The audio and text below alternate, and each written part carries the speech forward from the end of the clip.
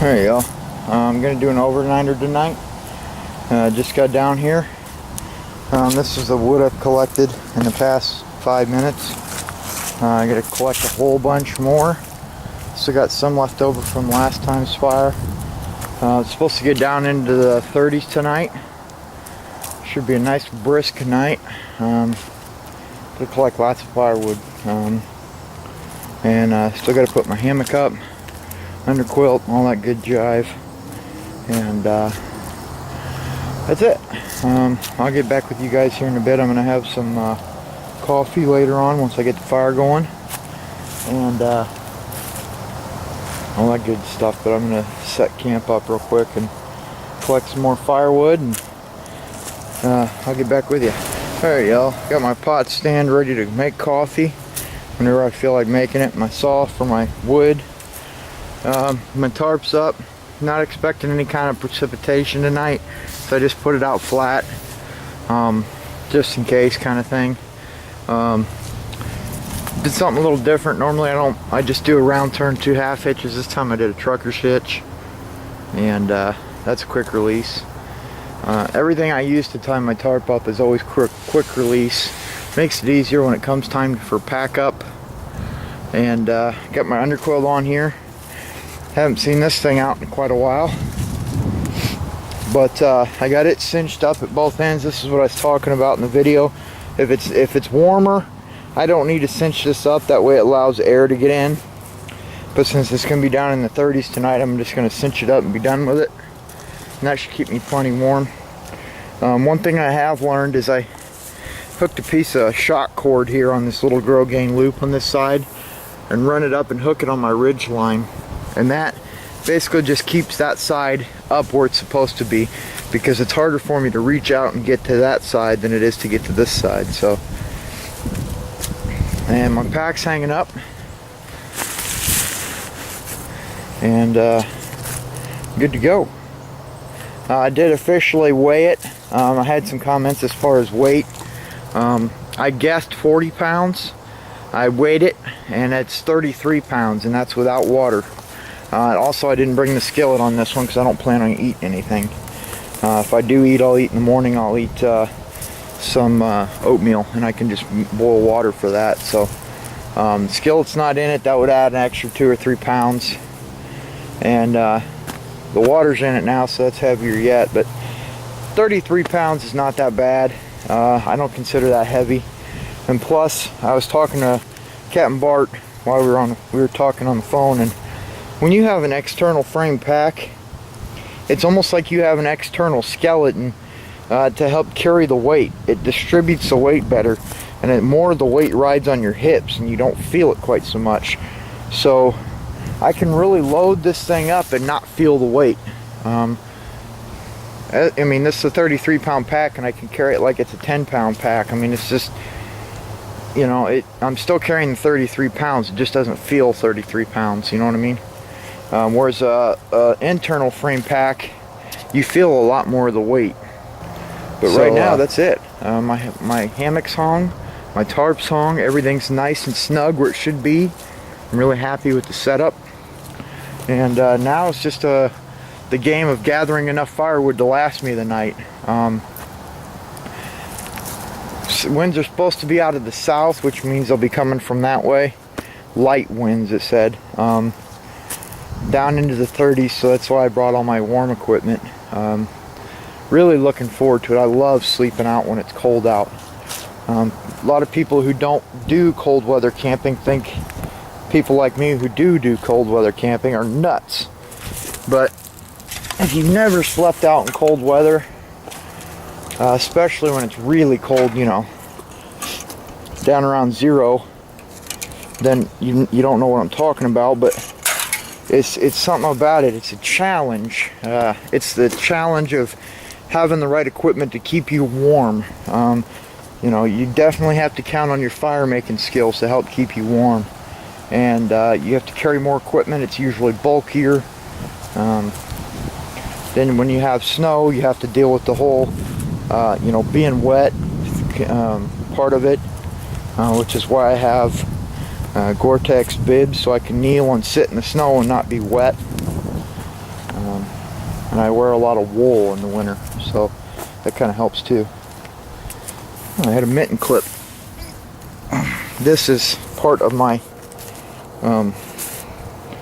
thing here. I used to have another one that came up and attached to this and kind of held everything in place, but I'll have to put that back in my pack. So the game right now, like I said, I got to gather a lot more firewood, good hard stuff, locust, hickory, maple, oak, stuff like that. Like this here is a piece of good seasoned locust, and that'll burn for quite a while. And I need to get some more. I got a big log of it right down over there. You can see the fresh cut on it. I need to gather some more. I do have these stumps. I can use those stumps to line the back of it to help reflect heat. Last winter, what I did was you can see the edge of my tarps here. What I would do is I would put my fire right here, and then the heat coming up, it was high enough where it didn't, affect my tarp, but the heat would kind of roll in on me, and that was really, really nice. So this is going to be an experiment without that, so we'll find out. But anyway, I'm going to sit here and take a smoke break real quick and get back to work on the firewood, and I'll get back with you guys here shortly. Alright y'all, firewood pile is growing. Here's another piece of black locust that I'm getting ready to saw up. There's a piece of oak that I found, and I'm going to go down over that way a little ways. I don't want to go too far because right over there somewhere, down just about to where you're getting ready to go over the hill, is where I got stung about 14 times. And evidently stepped on a ground bee's nest or something and just got tore up. So I don't want to get too close to that, but right here, just past where the trail is into those bushes, there's a nice big old downed limb of oak. So I'm going to get that and cut that up. But right now I'm having a smoke and I'm getting ready to adjust my saw, because it seems like no matter how tight I get it, it's still wobbly. And I think part of that, what I'm going to do is, I did it a while back, I'm going to drill into here and into here, and I'm going to put a small dowel rod to fit into there to hold that crossbar in place. And I'm about to tighten this blade. I'm about to loosen it and then put it on the next notch up, so it'll be a little bit tighter, more snug, more secure, yada yada yada. And I'm relying mostly on my equipment to keep me warm tonight. I got this nice warm jacket. It's a cheapie, but it really keeps the wind off you, and it's kind of like a canvas material, and it's got a fleece liner, and that keeps me really warm down to about, I don't know, I never really got it down real cold, but it keeps me pretty warm. So I've got that, I've got my underquilt, I got my 20-degree down sleeping bag, and I'm going to pull the water bottle trick tonight, and I'll show you that later on. And I'll also pump a few hot drinks into me before I go to bed. Now the fire, even though I'm going to keep it going all night, I probably won't get a ton of heat from it because I'm so far away from it, but it'll help a little bit. Anyway, so that's what's going on right now, gathering firewood and getting set up for the night. I won't break my sleeping bag out until right before bedtime. I'll get that all set up, in about 5-10 minutes before bedtime I'll heat that bottle up, and to where I can just barely hold it and throw it down on the foot of my sleeping bag. Between that, my equipment that I've got with me, and a couple good hot drinks right before I go to sleep, I should be nice and cozy all night long. And it's tips and tricks like that I've learned over the years that really help me be able to stay out in cold temperatures. So anyway, that's it for now. So I'm going to go ahead and I'm going to adjust my saw and play with that for a little bit, and see what I can do there, and then go back and cut firewood up. But that's it for now, guys. Alright guys, I went ahead and started the fire, and I was going to film it, but I don't have my tripod with me, so it's going to be hard to use flint and steel and hold the camera. So I got that going. That's a cool shot, ain't it? With the coffee pot and the axe and the wood pile. And anyway, I'm sitting here in my hammock, just kind of relaxing. The sun's gonna be going down here shortly, and it's gonna get cold. And I got that fire going a little bit bigger than I probably should. I need to conserve wood as much as I can. Before I bed down for the night, I'm going to have to get me a couple good handfuls of sticks, because in the night, if I fall asleep and I got nothing but coals, it'll really aid in my getting my fire stoked back up quickly. I'm really considering having a big cup of hot tea before I go to bed.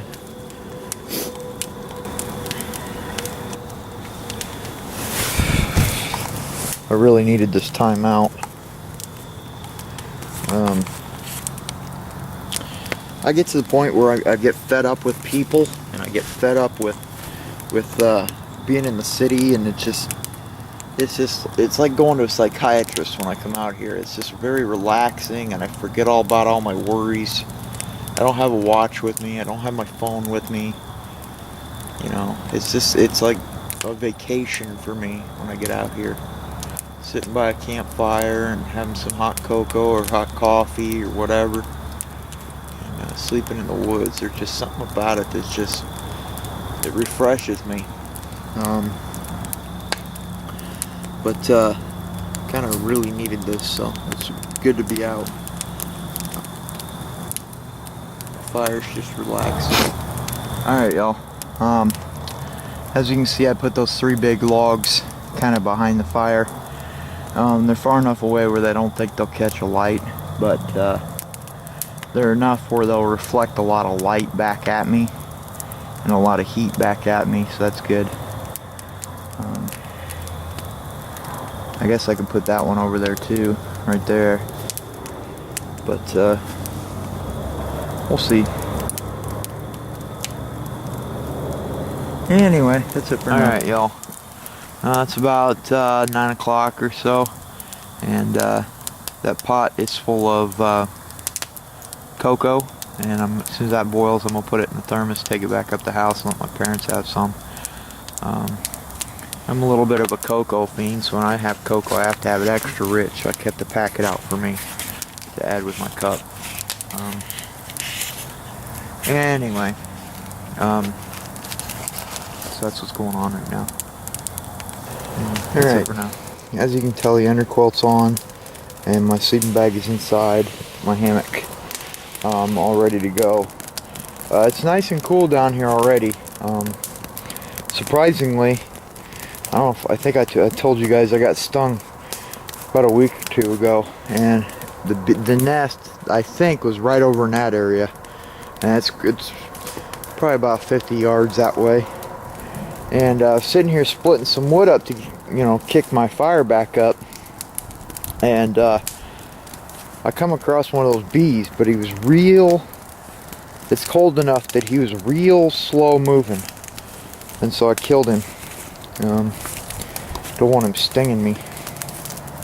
But my fire's going good. You can see I put my bottle here, and I think I've told you guys about this several times. One of the tricks I've learned is that on a cold night, right before you go to bed, you take your water and you heat it up just to where you can barely stand to hold the bottle. What I like to do is I like to boil it, pull it off the fire, wait about 10 minutes, check it, see if you can touch it. You obviously got to be careful with this because there is a risk of being burnt, but you want to be able to hold the bottle with your bare hand, but it still be very hot on your hand. But you got to be able to tolerate the heat. And then you put your lid back on real nice and tight, and you tuck it down in the foot of your sleeping bag, and it'll help keep you warm all night. It'll finally start to cool off about 3 or 4 in the morning, but by then you're nice and warm already. Everything's nice and warm inside your sleeping bag. I warm this water up, which it looks like it's getting kind of warm now. I can see bubbles forming inside there. That'll probably be warm enough. And then stick that down in my sleeping bag. Keep me warm. Alright, y'all. My water is nice and hot. It's where I can barely touch it bare, with the bare metal. And it kind of got sappy from the wood that's in the fire. So what I did was I took and wrapped my bandana around it and tied it. Bottle's nice and hot, and it's plenty hot, on the verge of a rolling boil. And so I just wrapped this handkerchief around it so I don't get my bag all sappy, and tied it with a little piece of paracord. I go down and I put that in the foot of my sleeping bag, and I'll stay warm all night. And I think I'll be plenty warm all night anyway, with my sleeping bag and my underquilt. Alright, y'all. I'm just getting back into the hammock. My flashlight battery died on me, and I don't have any spares with me. that's the one thing I forgot to transfer over from my other pack. Spare batteries. You can see I just stoked the fire, and got up and used my coat to fan it. It is cold right now. Not like bitter or anything like that, but it is chilly. I think it's somewhere around 45, I think. But I couldn't quote it. I mean, I'm guessing. It's about 1:30 in the morning. And my feet are freezing now because I got up without putting my boots back on. But they'll warm back up quick because my flashlight's doing something weird.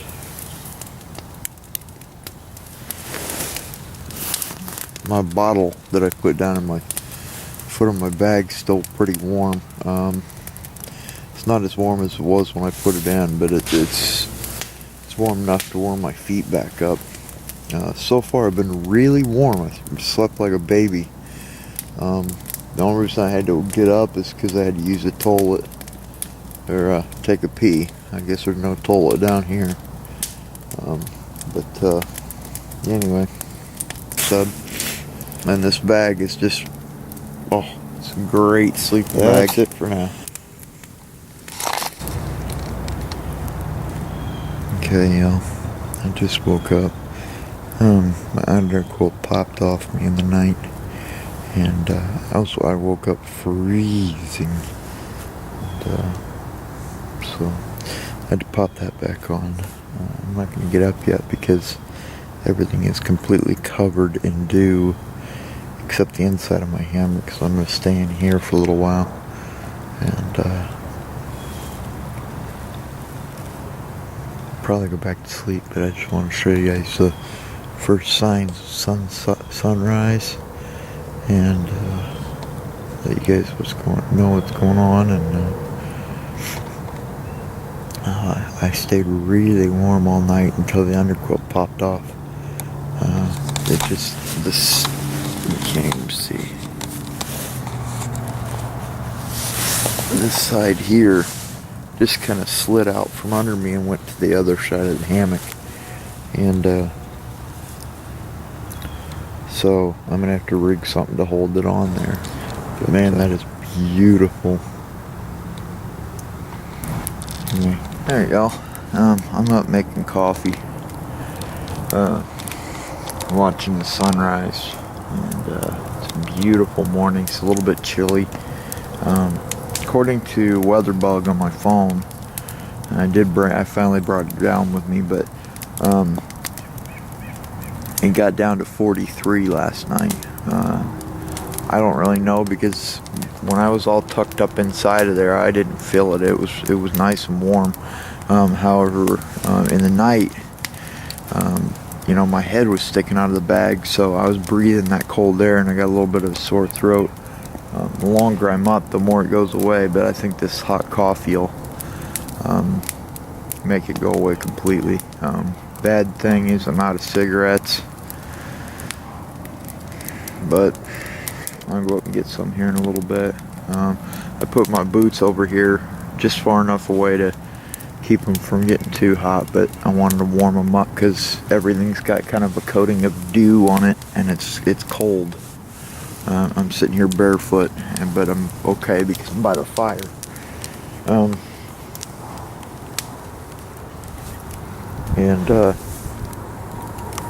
Took me a few minutes to stoke the fire, but fire is really, really important, especially in cold weather like this. When you first crawl out of your sleeping bag or whatever, and you're nice and cozy, and you get out and you're cold, you gotta be able to pop that fire right back to life. So I'm gonna drink my coffee, get my boots on, and probably go get me a pack of cigarettes. I should have brought more than one pack, but you know, live and learn. Anyway, like I said, it's just beautiful out. The camera doesn't do the sunrise justice, so that's it for now, guys. I'll get back with you. Alright, y'all, I went and ran some errands. I went to the Army Navy store and picked up a Rescue 8 Descender for getting back into rappelling, and a few other odds and ends. And I'm fixing to tear down camp, pack up, and head out. So until the next one, I'll see you on the next one. Thanks for watching.